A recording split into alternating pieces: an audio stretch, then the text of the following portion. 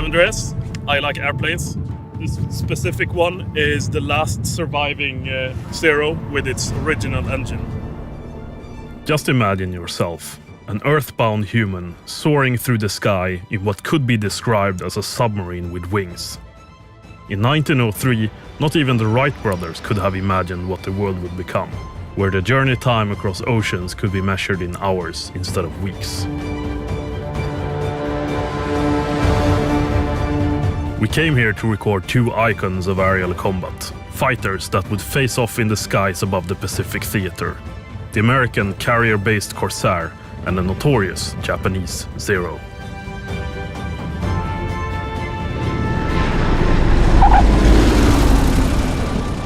Our efforts began with the American Corsair.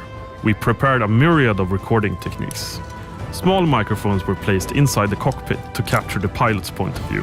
We taped microphones to the fuselage to capture the sound of the massive exhausts. And we would use specialized mics to record things like the rumble of the engine, the thump of the propeller, and anything to reproduce the sound of these legendary aircrafts, even down to finest details such as switches, pedals, and other controls inside the cockpit.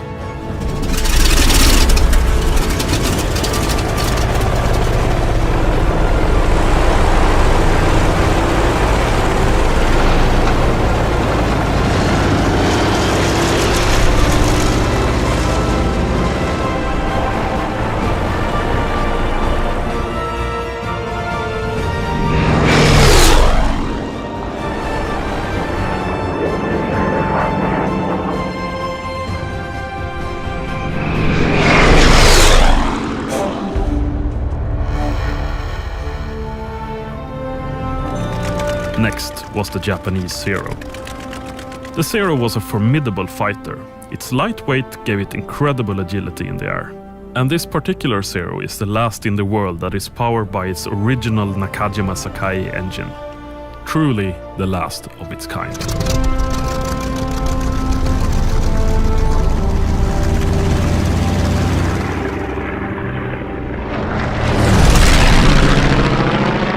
After observing these machines in action, their sonic differences became more apparent.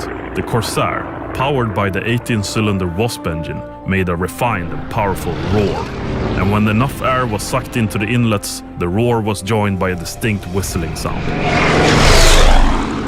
It was this sound that gave the Corsair its nickname, Whistling Death. The Cyro, in contrast, used a radial engine with fewer cylinders.